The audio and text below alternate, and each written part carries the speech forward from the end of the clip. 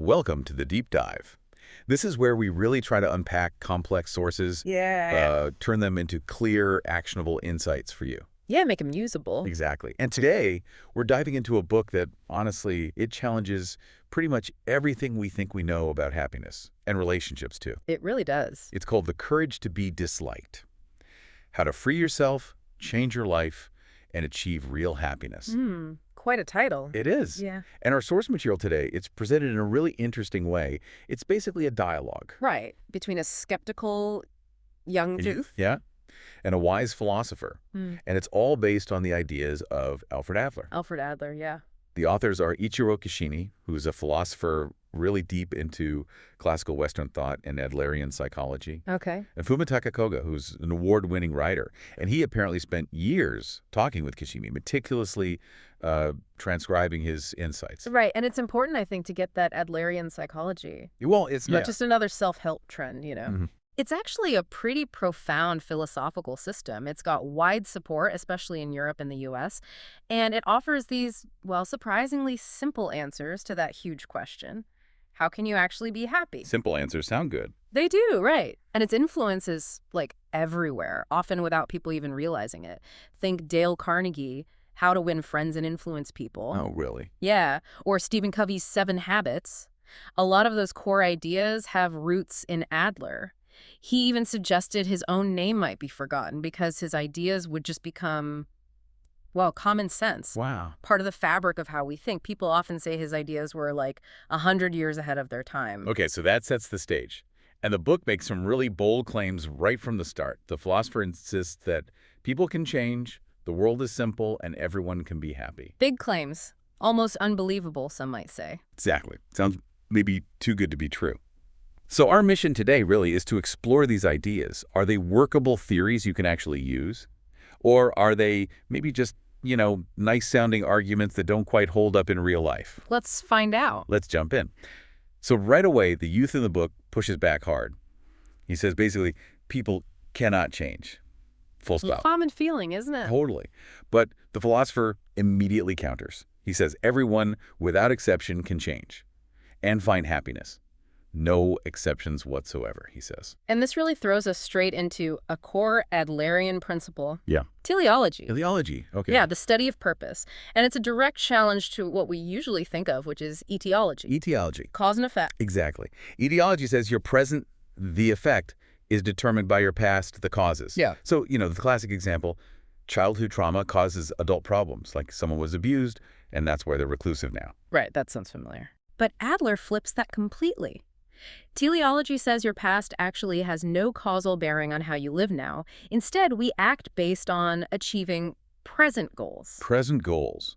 So it's not about the past forcing you. Not according to Adler. The huge insight here is your future isn't locked in by your history. It's shaped by the purpose, the goal you choose right now. It kind of frees you from blaming the past for everything. Okay, that's a big shift. The book gives some examples, right? It does. Really helpful ones. Like the youth's reclusive friend. The philosopher doesn't say the friend can't go out because of anxiety. No. He argues the friend chooses not to go out. And the anxiety, the fear, they're real feelings, absolutely. But they're created unconsciously, maybe, as a means to achieve that goal of staying home. So the anxiety serves a purpose. Wow. Yeah. It's not that circumstances forced him into seclusion. He's choosing it for a reason. And what about anger? There's that example of the youth yelling at the waiter who spilled coffee. Right. Fabricated anger, the philosopher calls it. Fabricated. Yeah. The argument isn't that the youth flew into a rage and then shouted. It's that he got angry so he could shout. Ah, I see. The anger was a tool. A tool, a means to an end. In this case, to make the waiter submit, to dominate the situation quickly. And that anecdote about the mother on the phone. Oh, yeah. Yelling one side. Totally enraged at her daughter. Then the phone rings and instantly, she's all politeness. Best telephone voice. Switches right back. Hangs up, back to yelling. Anger, the philosopher says, is just a tool you can pull out when you need it and put away again. I think we've all seen that, maybe even done it. Yeah, probably. So if you connect this idea of choosing our reaction, even emotions like anger, to the bigger picture, Adler comes out with this statement. Unhappiness is something you choose for yourself. Oof. That's tough to hear.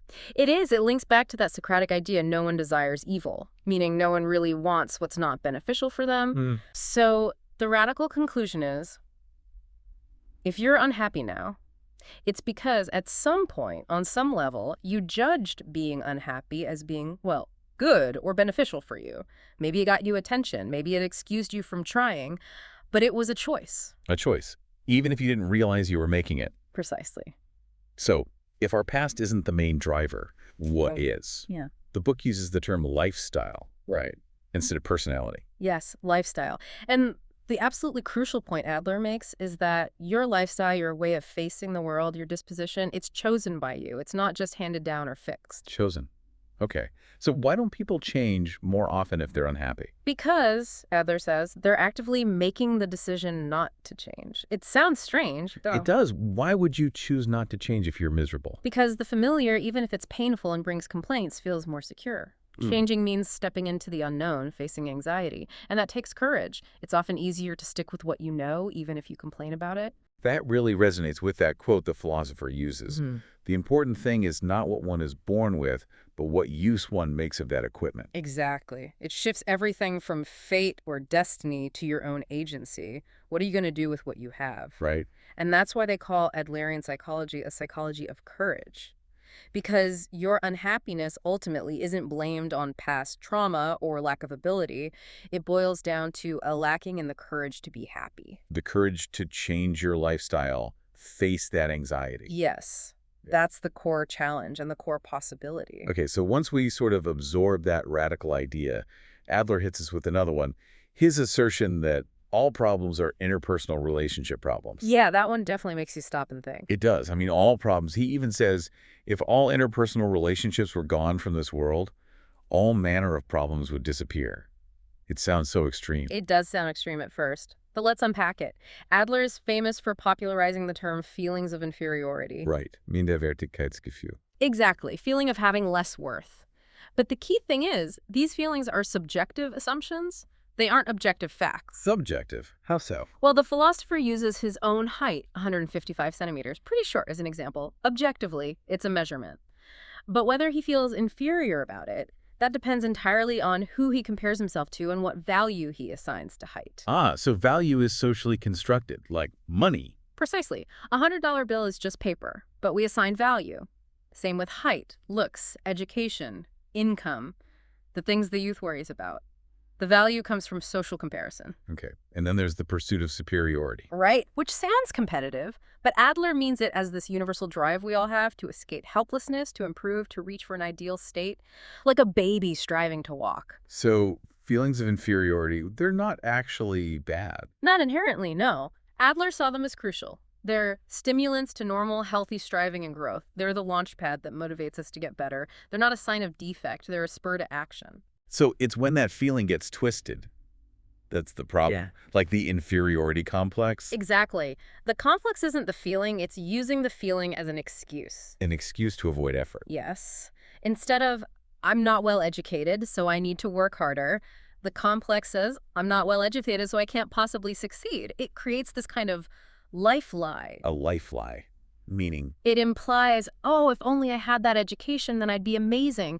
It protects you from actually having to try, from potentially failing. It's a way to avoid taking real steps. And then there's the flip side, the superiority complex. Right, which isn't genuine superiority at all. It's acting as if you're superior to cover up deep-seated feelings of inferiority. Like name dropping, or being obsessed with brands. Exactly. Giving authority by association, or constantly boasting about past glories. Adler's quote is perfect. The one who boasts does so only out of a feeling of inferiority. If you're truly confident, you don't need to shout about it. Makes sense. And what about boasting about misfortune? Yes. Using your own suffering to control others, to be special. You know, you just don't understand how hard I have it. Right, making others feel guilty or obligated. It leverages weakness. Adler noted how, in our culture, weakness can be quite strong and powerful. Think about how a baby, totally helpless, essentially controls the adults around it. So these complexes arise from comparing ourselves and competing. Which leads to another fundamental Adlerian idea. Life is not a competition. Not a competition. But society feels so competitive. It often does, but Adler argues that the true pursuit of superiority is about your own progress, just taking a single step forward on one's own feet. It's not about beating others. So seeing others as comrades, not rivals. Exactly, comrades. If you see life as competition, then someone else's success feels like your failure. Their happiness is my defeat. But if you can let go of that competitive view, you can genuinely celebrate others, see them as fellow travelers. And when we do get caught in competition, that's where power struggles come in. Precisely. Anger, like we discussed, becomes a tool in those struggles, and disputes can escalate, sometimes even to a revenge stage. Revenge? Like how? Think about child delinquency. Sometimes, Adler suggested, it's not just random acting out. It can be a form of revenge against parents, aiming to hurt or worry them. The goal becomes victory in the power struggle. So the key is not to get drawn in. Don't get taken in. When someone challenges you to a power struggle, recognize it for what it is and refuse to play the game. But what if you're right about something? Is admitting you might be wrong, or even just stepping back, defeat? That's a great question. Adler says admitting fault is not defeat. Anger might feel like powerful communication, but language, logic, those are better tools. Often when someone digs in with "I am right," the argument stops being about the actual issue and becomes about winning the interpersonal battle. Admitting a mistake, or even just agreeing to disagree calmly, isn't losing. It's choosing to step away from the destructive power struggle. It's choosing the relationship over being right. Okay. This connects then to the life tasks Adler talks about. Work, friendship, love. Absolutely. These are the core arenas of interpersonal relationships we all have to navigate. Adler identified two main goals for our behavior. First, to be self-reliant, and second, to live in harmony with society. Self-reliant and harmonious. And the psychology needed to support that involves, one, knowing you have the ability to achieve these things, Consciousness of ability. and two, knowing that other people are fundamentally your comrades, not your enemies. Consciousness that people are comrades. Okay. So if someone avoids, say, work, like a shut-in or a NEET, Adler would suggest it's often not the work itself they're avoiding, it's the interpersonal relationships involved in work. like fear of criticism or being judged. Exactly. Fear of failure, fear of judgment from colleagues or bosses, fear of not measuring up in that social context. It comes back to the relationship aspect. Because you can't really live totally alone. No. Adler really emphasizes that. It is only in social contexts that the person becomes an individual. These life tasks, work, friendship, love, they're the unavoidable relationships where we actually forge our sense of self. Right. Okay, let's shift gears again, because here comes another really counterintuitive idea. Denying the desire for recognition. The philosopher actually says, there is no need to be recognized by others.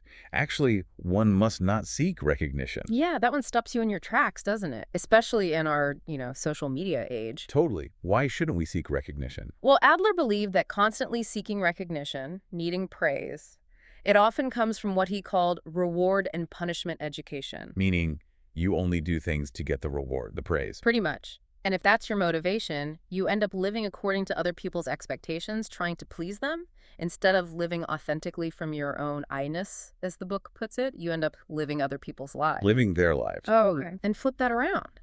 Other people aren't living to satisfy your expectations either. If you expect them to, you're just setting yourself up for disappointment, resentment, maybe anger. True freedom comes from detaching from that need for external validation. Okay, so how do we actually do that? This leads to the idea of separation of tasks, right? Yes. This is a really practical tool. The core question to ask in any situation is, whose task is this? Whose task is this? Like the example of a child study. Exactly. Is it the child's task to study or the parent's task to make the child study? Adler says it's the child's task. The consequences of not studying, bad grades, whatever, ultimately belong to the child. But parents want their kids to succeed. It feels like their job to intervene. And that's where the problems start, according to Adler. Most interpersonal conflicts, he argues, come from either intruding on someone else's task, like the parent constantly nagging about homework, or having someone intrude on your task. It's about boundaries. Very much so. But it's important that this is not about indifference or non-interference in a cold way. It doesn't mean you don't care. Okay. It means you offer support and assistance when asked, or when it's clearly needed and welcomed, but you don't meddle uninvited. You don't take over their responsibilities. The classic analogy is, You can lead a horse to water, but you can't make him drink. Right. You provide the opportunity, the support, but the actual drinking, that's the horse's task. Exactly. And this applies everywhere. Your boss is angry and unreasonable. That anger is their task. How they manage their emotions is their responsibility. Your task is to do your job well. You don't need to cozy up or try to manage their anger for them. It can be easy to make the awful boss the reason you don't perform well, though. Yes. It becomes an excuse. Separating tasks removes that excuse. It puts the focus back on what you can control: your own actions, your own work. So separating tasks, it lightens your load, makes life simpler. That's the idea. It's described as the first step, the gateway to better relationships. It creates a healthy, moderate distance, not isolation, but clarity about responsibilities. And it means avoiding relationships built on reward thinking. Reward thinking, Like, I did this much for you, so now you owe me. Or, you should appreciate me more because look what I did. That's not task separation. That's keeping score, still tangled up in expectations. Okay. This all builds towards that really big question the youth asks, what is real freedom? And the philosopher's answer is pretty shocking. It is. He says, freedom is being disliked by other people. Wow. Let's unpack that. Freedom is being disliked. Yeah, it needs clarification. It doesn't mean you should try to be disliked or go around being obnoxious. Okay, good. Rather, when you are disliked by someone, it's actually proof evidence that you're exercising your freedom, that you're living according to your own principles, not just trying to please everyone. So there's a cost to freedom. There's a cost, and that cost is that some people won't like your choices or won't like you for making them. Freedom means not being afraid of that dislike. It's not seeking dislike, but not fearing it either. Exactly. The book uses the image of a stone just tumbling downhill. That's being a slave to your inclinations, to gravity, to pleasing others. Real freedom is like pushing up one's tumbling self from below. It's resisting that pull, resisting the easy path of seeking everyone's approval and choosing your own way. The courage to be disliked is the courage to be yourself. That's it. So this idea that you hold the cards to interpersonal relationships, it sounds powerful, but maybe a bit lonely too. How do we actually use that power constructively? It's empowering, yeah. And the philosopher gives a really personal example about his relationship with his father. The one marked by abuse. Yes. He admits that for years he used the memory of his father's abusive behavior as an excuse not to try and repair the relationship. It was, in his words, more convenient to hold on to the grievance. Convenient, yeah. Maybe it protected him from further hurt. Maybe it gave him a sense of righteous anger. Whatever the reason, it served a purpose for him. But then he decided to change his own goal. He decided he wanted to try and mend things. And in doing that, He realized the power wasn't with his father, waiting for him to change or apologize. The power was with him. He could choose to approach the relationship differently, regardless of his father's past actions or current behavior. He held the cards for his side of the relationship. that's a profound shift. From victim to agent. Absolutely. It underlines that key point. Many people think that the interpersonal relationship cards are held by the other person, but if they can grasp the separation of tasks, they will notice that they are holding all the cards. All the cards for your actions, your choices within the relationship. Precisely. And this is crucial. It's not about manipulation. The philosopher is clear. Even if I change, it is only I who changes. I do not know what will happen to the other person as a result. Right. You change because you want to live differently, not as a strategy to force the other person to change. Exactly. It's about your own freedom, your own chosen lifestyle. Okay, but after hearing all this about separating tasks, being okay with being disliked, the youth raises a really valid concern. Doesn't this just lead to, misguided individualism? Everyone just doing their own thing, disconnected. It's a natural question. And it brings us to another key Adlerian concept. Holism. The individual in individual psychology doesn't mean isolated. It actually means indivisible. Indivisible, Meaning Adler rejected splitting things up. Mind versus body, reason versus emotion, conscious versus unconscious. He saw the person as a unified whole. So when you get angry, it's not some separate emotion taking over. It's I as a whole choosing anger as a tool. Okay, so we're indivisible wholes. How does that prevent isolation if we're separating tasks? Because the goal isn't isolation. It's about achieving what Adler called community feeling. Separating tasks isn't about cutting ties. It's about unraveling the threads of tangled, unhealthy relationships to make space for genuine connection. Community feeling. What does that look like? Adler defines community incredibly broadly. It starts with your immediate circle, sure, but it extends, well, basically to everything. The entire universe, past, present, future, all living beings, even inanimate objects. Wow, that's vast. It is. And the point is, this gives you an unshakable sense of belonging. If you fail in one specific community, say you don't fit in at school or work, you still belong to this larger cosmic community. You're never truly alone. How do you feel that belonging, though? Through active commitment, Mm. by contributing, by participating in the communities you're a part of, however small. Even the shut-in buying bread is connected, participating in the economic community, relying on farmers, bakers, shopkeepers. Right. You're always connected somehow. Always. And this leads into building the right kind of connections, horizontal relationships, Say horizontal versus... versus vertical relationships, Mm-hmm. which are based on hierarchy, superiority, and inferiority. And Adler argues these vertical relationships are often created and maintained by praise and rebuke. Praise creates vertical relationships. That seems counterintuitive. Praise feels good. It often does, but think about why. Adler saw praise as the passing of judgment by a person of ability on a person of no ability. It implicitly sets up a hierarchy.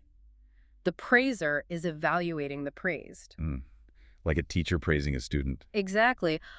Or, the example in the book, a mother praises her young child for helping set the table. Good job. You're such a good helper. But she probably wouldn't praise her husband in the same way for doing the exact same thing. Right, because she sees her husband as an equal. As an equal. The praise signals a vertical dynamic, and it's in these vertical relationships, Adler says, that inferiority complexes take root. You're constantly being evaluated, judged from above or below. So horizontal relationships are based on equality. Equality, yes. The idea is equal but not the same. We acknowledge differences, age, experience, role, but without assigning superiority or inferiority. We interact as fellow human beings on a level plane. So if praise reinforces vertical relationships, what do you do instead in a horizontal one? How do you show appreciation? Through encouragement. Encouragement. How's that different? Encouragement is assistance, support, appreciation expressed between equals. It's based on that horizontal view. It focuses on acknowledging effort and expressing gratitude, not passing judgment. Crucially, it addresses the belief that someone might have lost the courage to face their tasks, rather than assuming they lack ability. So it's about restoring their courage, not judging their performance. Precisely. And here's the paradox of praise. Constantly being praised can actually lead people to believe they have no ability on their own because they become dependent on that external judgment. They only feel capable when someone else tells them they are. Wow. So instead of good job, what should you say? Use straightforward words of gratitude, respect, joy, things like, thank you, I'm really glad you helped, that was a big help. It acknowledges their contribution without placing yourself above them. Just simple, direct appreciation. Exactly. And this connects to how we feel our own value, Adler says. It is when one is able to feel I'm beneficial to the community that one can have a true sense of one's worth. It's an internal feeling. A feeling of contribution. Subjective. Yes, subjective. It doesn't require grand gestures or external validation, just that inner sense of being useful, of contributing somehow. Okay, but what about people who seemingly can't contribute through actions? Yeah. The youth brings up newborns, or people who are severely ill or very elderly. That's a really important point. And Adler distinguishes between the level of acts, what someone does, and the level of being, their mere existence. Level of being. Yes, we can feel gratitude and connection simply because someone is. Their presence itself can be a contribution. The philosopher mentions his critically ill mother. Her existence, even in bed, was a source of psychological support for the family. Or think of the shut-in child who manages to wash one dish saying thank you for that small act. Acknowledging their being and effort can be incredibly powerful. It affirms their worth at the level of being, not just acts. So contribution isn't just about productivity, it's about existing within the community. Absolutely. It's a much broader, more humane view. And building these horizontal relationships, feeling that community connection, it starts with a choice. A quote you mentioned earlier comes to mind. The Adler quote, "Someone has to start." Yes. Other people might not be cooperative, but that is not connected to you. My advice is this. You should start, with no regard to whether others are cooperative or not. It's powerful, isn't it? It puts the responsibility and the power squarely back on you. You choose the kind of relationships you want to build. If you establish even one vertical relationship, you'll likely start seeing all relationships that way. Choosing horizontal connection is a fundamental choice about your lifestyle. Okay, so we're building towards this happier, more connected life. Another key step seems to be self-acceptance. Hmm. How is that different from, say, self-affirmation or positive thinking? Good question. They sound similar, but Adler draws a sharp line. Self-affirmation in this context can be like lying to yourself, saying, I can do it. Hmm. When, realistically, you can't manage a task that's currently beyond you, like scoring 100 on a test when you're currently at 60. It can actually feed a superiority complex. Right, denying reality. Exactly. Self-acceptance, however, means honestly acknowledging your current capabilities, accepting one's incapable self as is. So you accept you're currently at 60%. Then you focus on what you can do to move forward to get closer to 100%. So it's acceptance as a starting point for growth. Yes. The book calls it affirmative resignation. You resign yourself to what you cannot change, like maybe innate talents or past events, but you affirmatively focus on what you can change, what you can do now. Accepting the 60% so you can actually work towards something higher. Precisely. It's grounded in reality. Okay. And building on self-acceptance, there's confidence in others. Again, distinct from just trust. Yes. This is another subtle but crucial distinction. Trust, as Adler uses the term here, is conditional. It's like credit. A bank trusts you with a loan if you provide collateral or security. It's based on conditions. Okay, so confidence is... Confidence is unconditional. It's believing in the other person without demanding security or guarantees. Even if you've been hurt or betrayed before, you choose to place confidence in people. unconditionally. Yeah. Even if they might take advantage. Yeah. That sounds risky. It absolutely feels risky. Doubt is the opposite. And the book makes a great point. If you start with doubt, say, you suspect your partner is cheating and you actively look for evidence, you'll find proof everywhere, interpreting innocent actions through that lens of suspicion. Is he what you're looking for? Exactly. Fear of betrayal, while understandable, prevents deep relationships. Adler argues the pain from a shallow, distrustful relationship is minimal, sure, but so is the joy. Deeper connection requires the courage to have confidence. Well, what if you do get taken advantage of? That's where separation of tasks comes back in. If someone takes advantage of your confidence, that action is their task, their choice. Your task was to choose confidence. And by continuing to choose confidence, you retain the ability to build deep, meaningful, joyful relationships, even if some don't work out. So confidence empowers you, Mhm. regardless of the outcome with one person. That's the core idea. Okay, let's loop back to contribution to others with these concepts in mind. Self-acceptance, confidence. How do they fuel contribution? Contribution becomes the concrete expression of community feeling. And importantly, it's not self-sacrifice. You don't erase yourself for others. Right. It's about finding your worth by feeling, I am of use to someone, I am beneficial to the community.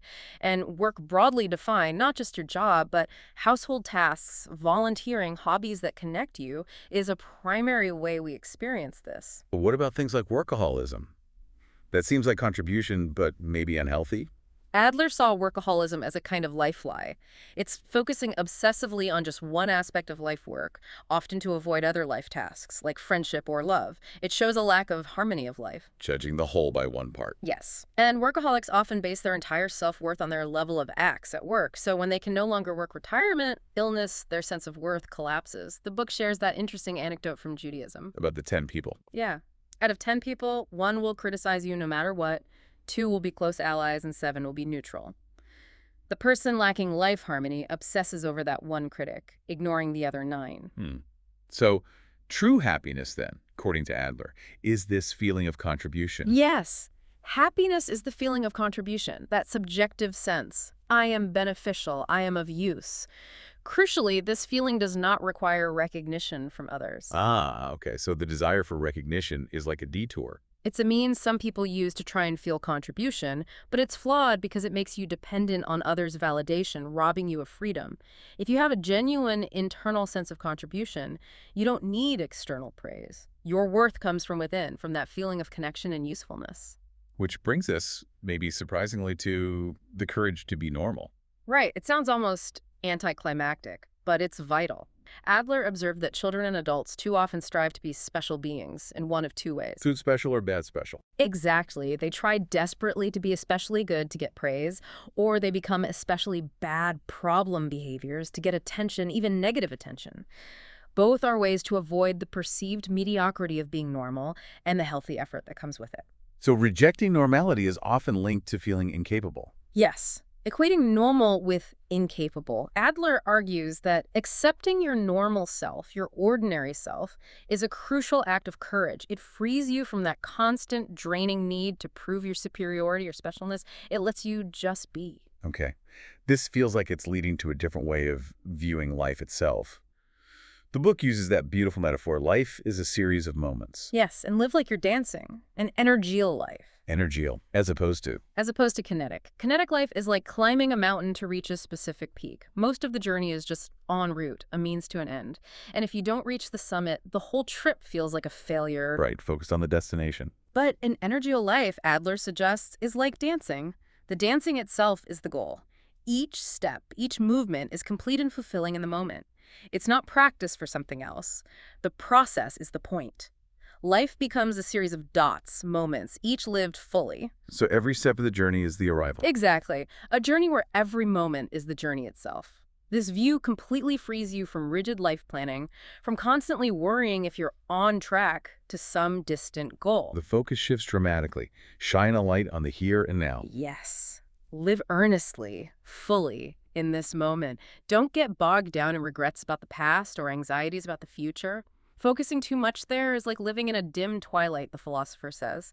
It's also a way to give yourself a way out, an excuse not to engage fully with the present. And the consequence of not doing this, the book calls it the greatest life lie. Yes, to not live here and now. It's postponing life, always feeling like you're in a preparatory period, waiting for real life, real happiness to start someday. Wow. So if life is just these moments, and we should live them now, what about the big picture, the meaning of it all? The philosopher drops another bombshell here. He does. Adler's view. Life in general has no meaning. No meaning. That sounds bleak. It can sound that way initially, but the follow-up question is key. Which is, then how can I assign proper meaning to a meaningless life? And Adler's answer, the philosopher explains, is powerful. Whatever meaning life has must be assigned to it by the individual. You create the meaning. You assign it, like the philosopher's grandfather. Exactly. Despite horrific war injuries, he chose to assign meaning to his life. He decided, people are my comrades and the world is a wonderful place. That was his chosen meaning, his guiding principle. So what's the guiding star Adler suggests for us to assign meaning? Contribution to others. Community feeling lived out. As long as you keep that compass contributing to others, feeling useful, connected, you won't lose your way. You can live freely, make your own choices, even if you're disliked by some, because your meaning comes from that contribution. And this leads back to that idea of personal power. If I change, the world will change. Yes. The power you have isn't necessarily to change external events, but to change your perception, your interpretation, your lifestyle. And when you do that, your experience of the world fundamentally transforms. It's like the nearsighted person finally putting on glasses. The world didn't change, but their view of it becomes clear, vibrant, entirely different. The power is immeasurably great. And that's the transformation the youth undergoes, isn't it?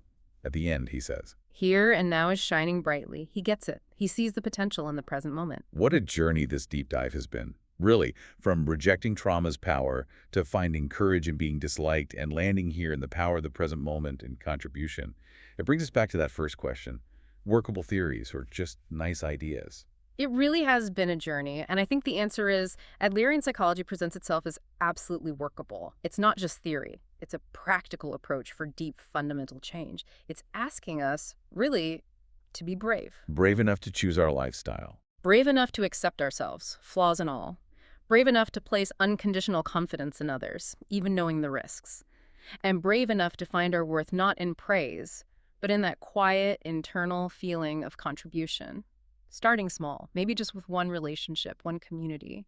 It takes time, though, Adler apparently said. Right. Understanding a human being is no easy matter. And actually changing your lifestyle, applying these ideas consistently, he suggested it could take half the number of years one has lived. Half your life, wow. So patience is needed, too. Definitely. It's not an overnight fix. But the potential transformation, as the book lays out, is profound. It's worth the effort, worth the journey. So maybe the final thought for everyone listening is this. What meaning will you choose to assign to your life, right now, today, in this moment? Thinking about those relationship cards. Yeah.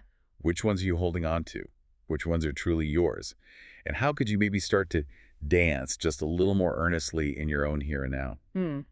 Powerful questions to sit with. Thank you for joining us on this deep dive.